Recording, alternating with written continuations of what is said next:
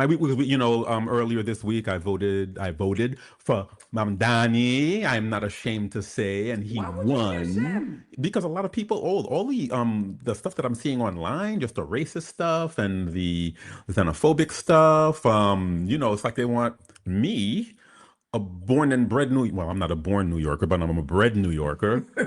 No, we voted for who we voted for. Yeah. We voted for I voted for who I voted for. And I voted for who I And I voted for. voted with my chest out. Because Ooh, I see a lot praise of people God. online saying this and that. Oh, how could he vote? Oh, like he was responsible for 9/11. He was 10 years old when 9/11 happened. Just ridiculous, racist nonsense. Just like when they said that Haitians eat cats and dogs. They want the world, the United States falls for that kind of stuff, that kind of xenophobic, Mm-hmm. excuse my French, bullshit. Xenophobic bullshit.